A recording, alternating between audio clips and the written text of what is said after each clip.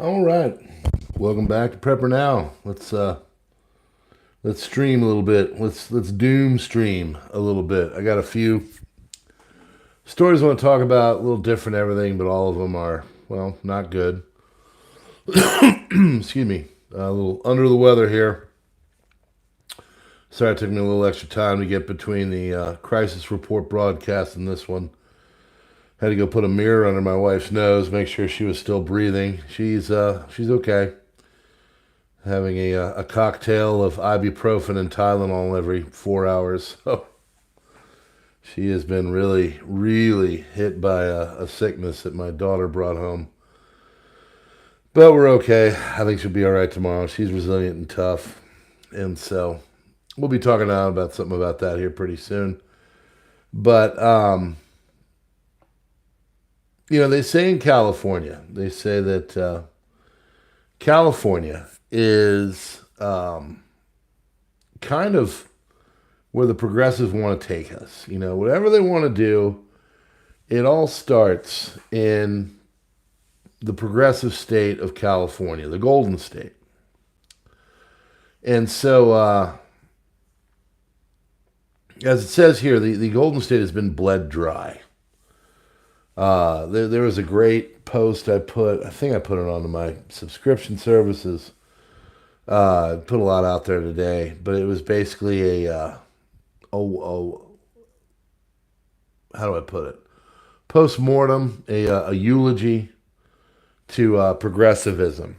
And this lady on X, Brianna Wu, I think her name is, W-U, last name, Brianna Wu, basically talks about the death of progressivism and how from 2015 to 2024, it's been a decade of a lot of dumb from progressivism. Because, as it said in the post, they can't really shun the really dumb and bad ideas. And she gives great examples. She talks about, the pronoun thing. She talks about the defund the police. I mean, just really on their face, just kind of stupid ideas that really should have been 86. And if they had a better vetting system for what the messages were and what hills they want to die on.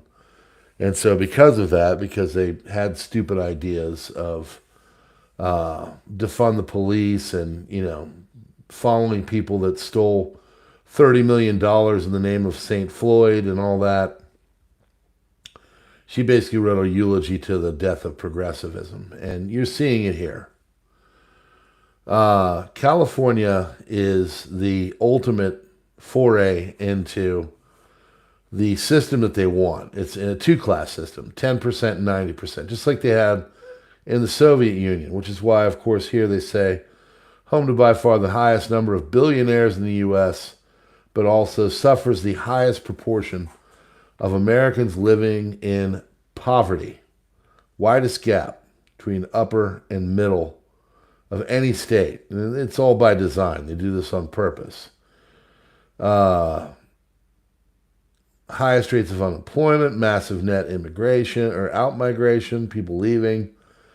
Exodus that is sharpened since 2019 to today.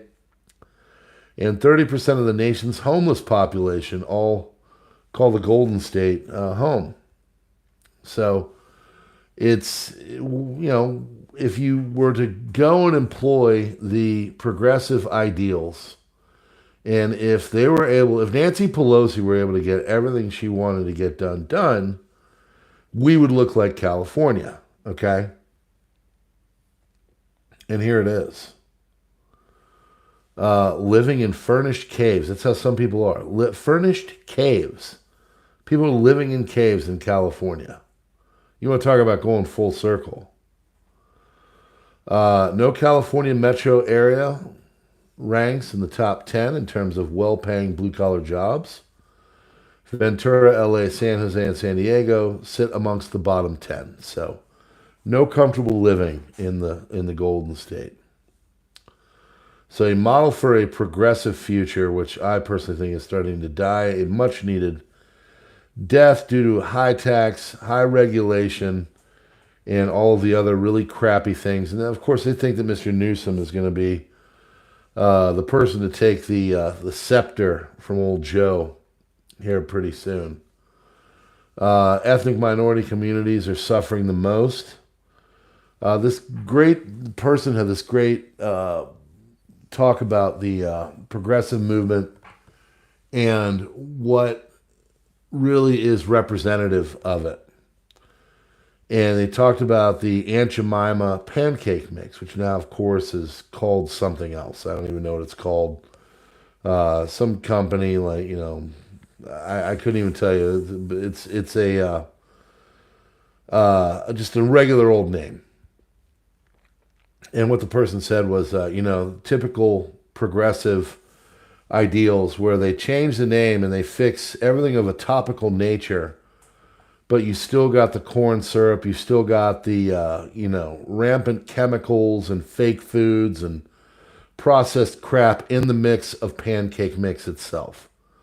So they do this outward thing where they want to make everybody feel better for bitter feelings, and they change the name, but on the inside it's still got all the, you know, poisonous crap that's leading us all to early diabetes and other stuff like that. So,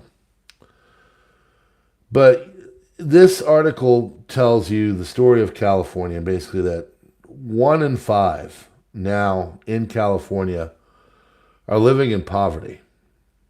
Even if you're making over $100,000 in California, you're not going to be able to make it. And this is the utopian, dystopian future that they're hoping for all of us, you know. And it's not all California. These are the major metro. I'm sure there's a very comfortable place to live, and I'm not ragging on California as a state itself. It's one of the most gorgeous states in the union for you know, obvious reasons. It's just it's been ruined by progressivism, and you know, this is what they want to do to all of us.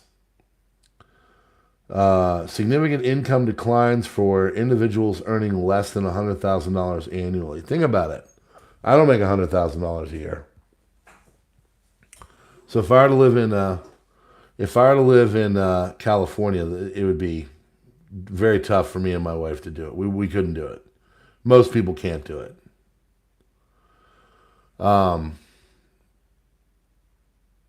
So, you know, they're all this stuff is the dystopian future of what they want.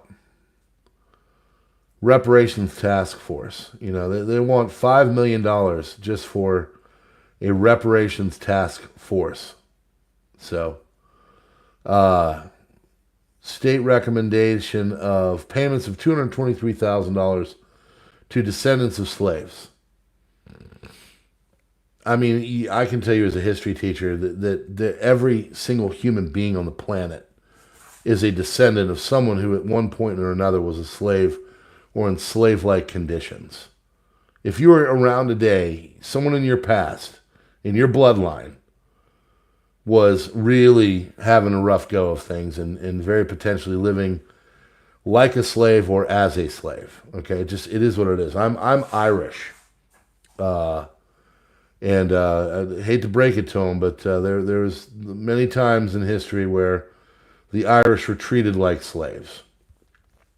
The word Slav is where the name slave comes from, if you know your history. So,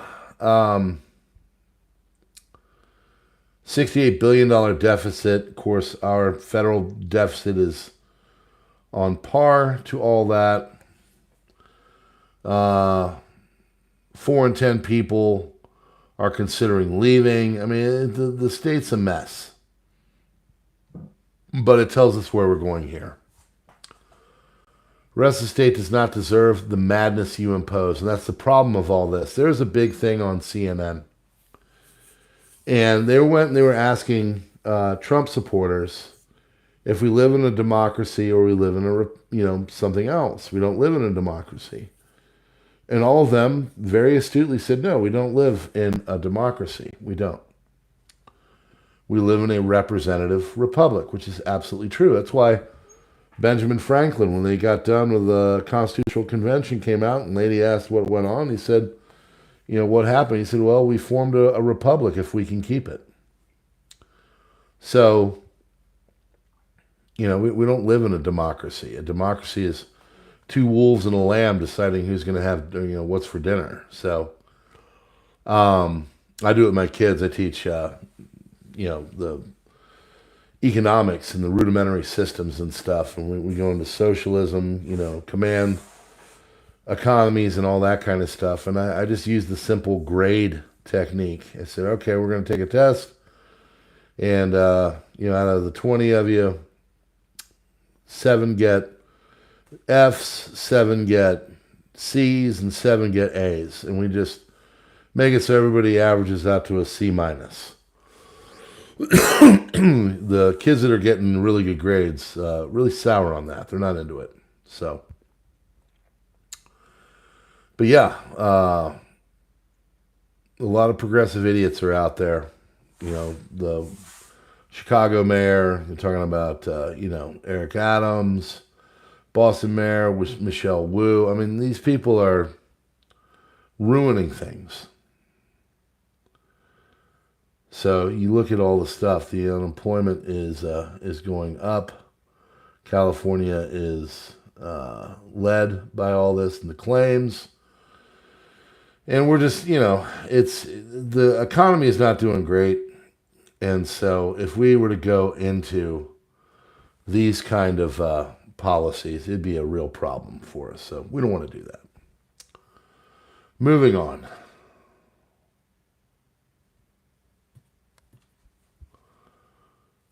AI revolution. I don't know if any of you guys use AI. I have decided to use it. And for a couple reasons. First and foremost, it does make my job easier. I'm crafting materials and stuff like that. I use it. It comes up with it. I have to vet it. You can't just trust anything. But the problem with the AI thing is it's making it so some people think that they don't have to work as hard. They can go to these companies, a ChatGPT and stuff like that, and it will do things for them. But the problem is, where is the information coming from? Okay. What is the information? How is the information helping us? Is it all on the up and up? Well, Catherine Austin Fish, she has the Solari Report on YouTube. I'm subscribed. It's a good channel. They don't put a lot of stuff out, but what they do put out is really good. And she's warning us on AI. And not just because, we're seeing a Terminator future. It's because the AI is basically making it so we don't make any decisions, which I guess could be on par with the Terminator and all that. But simple fact is that you don't want to make it so all the control, all everything is done by AI. There's been a lot of tests. They ask it questions, and the information it brings back sometimes is fabricated. Not all the time, not most of the time, but sometimes things are fabricated. It'll make up scenarios. Of course, everybody is familiar with the famous asking the, I think it was Gemini or OpenAI or one of them, give a picture of a early American soldier, and it's like a Muslim lady with a hijab. Not that there's anything wrong with that, but it's not true. Most of the early American soldiers were Caucasian and young men. So, but this is becoming a problem too. So, we're calling out some problems tonight. The progressive ideals manifesting through California, and then of course coming onto the national scene. Actually, those that don't know, Adam Schiff has put out a new act called the GAIN Act, which is a Universal Basic Income Act. So these are the kind of things they're doing. And then, of course, you've got the AI. This is another thing. You've got Nakasone, the guy from the NSA on there, he's the guy that basically made it so Snowden had to leave. And Snowden, of course, tweeted out that you shouldn't use any of these products because you have to understand where it's going. Now, I use mine for work. I don't use it on any of my personal stuff. Everything on my work computer is extremely just kind of mundane and work-related. Nothing personal on there whatsoever, really. For a couple reasons. First and foremost, it'll get you in trouble if you do stupid stuff. The easiest way to get fired is to do a lot of BS on your personal computer. So, but Snowden knows. Snowden is saying that the AI thing, this Nakasone guy, going on to OpenAI and you know, all of it is the problem is it's going to commandeer everything. And you could put this scenario with the Terminator movies. For those that don't know, the Terminator movies, you got this thing called Skynet, which is artificial intelligence, and it basically gets all the information. It runs our defense systems and basically renders that human beings are a threat and starts a nuclear war. You ask AI different questions about us, and it usually is negative. And the reason why is because a lot of self-loathing people are the ones that are programming all this stuff. And they're the ones that are saying, yes, human beings are very self-loathing. We are not worthy of the earth. You get that kind of input into an artificially intelligent machine. It's not going to look at humans like I look at my children. I look at my children and I see nothing but love. I don't see them as burdens to my bank account, even though they can definitely be that way sometime. But so they warn that AI, with all the prospects of even free will, attempt to seed the idea that human-only decision-making will become a rarity and cease to exist. Now, that is a problem. I don't know about you, but I don't want anybody but human beings making decisions. I don't think the artificial intelligence is going to have our best interests. I don't think the artificial intelligence is going to do things where it puts humans first. It's going to be rigid. It's going to be logical to a fault. And it's going to make decisions that could have detrimental things. If it decides that the Earth is in trouble, and the best way to fix the Earth is to basically make it so human beings are much less around or whatever, you get the point. So technology, all this kind of stuff, it's definitely getting more into our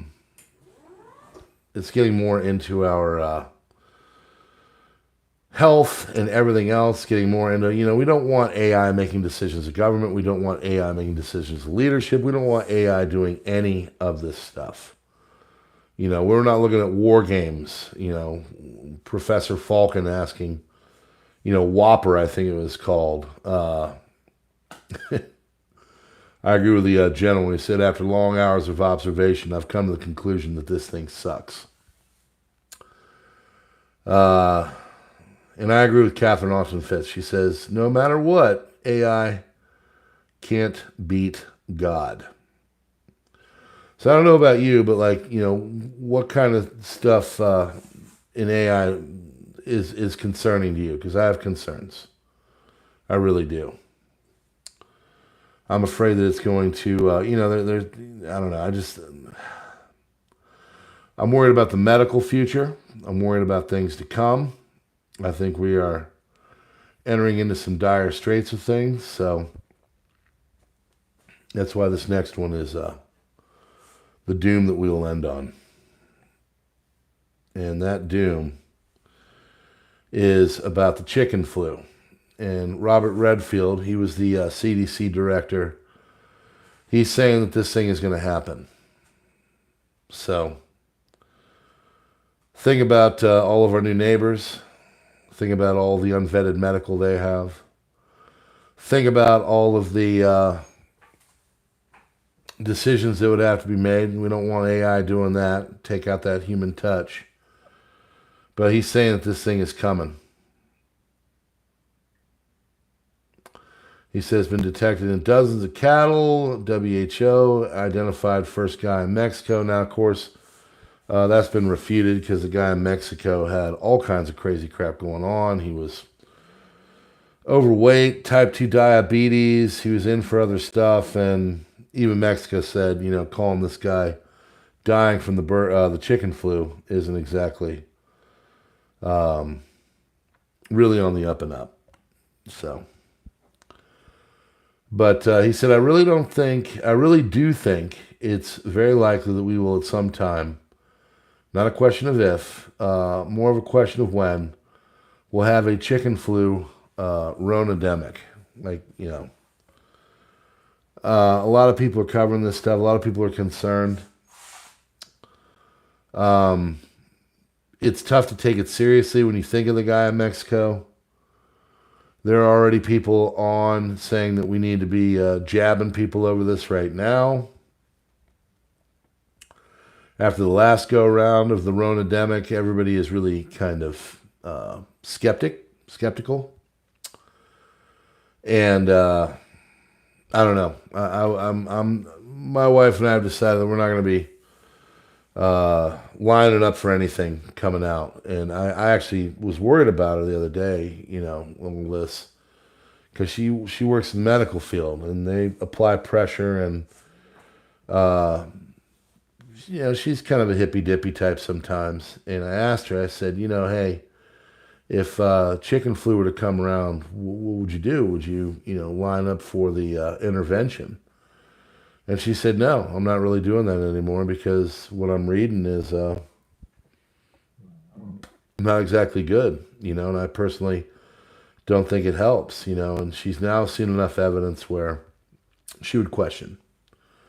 So it's good. So we've gone from her and I having a knockdown, drag-out argument one night over the 2021 intervention, which we got a religious exemption out of, and she got really mad at me. She broke my phone, but I look back. I'll tell you what. It was totally worth it. I did not need that phone. I'd rather have her. And now she even kind of recognizes that. So, though she said she was really mad at me doing a bunch of YouTube at the time. So, anyway, she's a real anti-social media person too. She hates it. And if she could have it her way, our kids would have no screens whatsoever. But that's, it's possible, it's plausible, but I don't know. It is what it is. So yeah, he says that it's got a significant mortality when it enters humans. He predicts the mortality is probably between 25 and 50%. Rona, of course, was 0.6 according to the Hill. There's some people that even question that. You know, I don't know. I know that a lot of people are very leery of all this. A lot of people are already, because of the first go-around, once bitten, twice shy, are saying, you know what, I don't think so. I'm not now. You know, we've been on this rodeo and we're not going to go around again. You know, we got gored by the bull and we don't like where this is going. And so, you know, I don't know about you, but when I see this kind of stuff, I just see more control. I see more intervention. You know, on my X page, I put out that, well, let's just say there's a picture of Joe and says basically if this is the guy that we have running things, it's pretty clear we don't need a federal government running the show. You know, we can do things. I'm a big fan of states' rights. You know, I think even Guns Coast to Coast said we should have never gotten rid of the Articles of Confederation. I don't know. I'll tell you what, at this point, judging by the California thing, you know, you don't want anything on a national level You want things local. Local is always better. You don't want to cede control and have other things like AI make decisions for you and take out the human element. And of course, the Ronademics and all this kind of stuff have basically made people think twice about all this and really question the leadership and what they're going and what they're doing and what they're saying. I mean, this is what's going on in Europe, and this is why people are really unhappy as it stands right now. Even Californians saying 4 out of 10, 2 out of 5 are considering leaving. Multiple people have left California. Having the masters that be program AI so it can make, some kind of air quotes benevolent decisions for us. I don't think so. And then when this crap comes rolling down the pike, which I think we all know that it more than likely will. Now, whether it's 10 years down the road or whatever, all it's going to mean is that we cede more control to things we don't want to control. And I don't know about you, but I'd have a problem with that. So we'll see. We'll see where all this goes. I can tell you that, country looking like California, more by the day, that's a problem. I can tell you that AI is taking over, and it's not doing good things so far. I don't know if we got the whole cataclysmic belief of what's going to happen, Terminator style, but, anything's possible. And then, of course, there's this whole thing right here with the ChickenFlu, basically saying that it's going to happen and it's going to change our lives. Whole lot of doom going on, folks. So that's what we cover here. Whole lot of doom, from the economy to the people running the show and not doing a good job, to the natural disasters and sickness and all that. So, I don't know. What do you think? What do you think about the progressive mentality on how we should run things? Good or bad? Should we have AI run things? Good or bad? Or should we just let things run their natural course, and if, 25 to 50% of us get wiped out, at least we had free will. I said this the other day, and I'm going to say it again. I don't understand why they want to work so hard on trying to, control the population, and then, things like this come along, and they're just like, oh, we got to make everybody live. Can't have it both ways. So it is what it is. Folks, we're going to wrap it up here. I got to get to bed early. I got a BS day tomorrow. I got to go and do some work. But if you like what we're doing here, hit the like button, hit the subscribe button and all that. Darken out the bell and hit the notifications. But, leave a like before you go. And leave a comment if you can. Tell me your thoughts on any one of these things. I like to bring up some stuff that we need to talk about. I think all are important. From crappy leadership to artificial intelligence leadership to the dystopian future of another possible Ronademic. We shall see. All right, friends. God bless. Thanks, everything. We'll see you tomorrow with another installment of Doom. PrepperNow. God bless.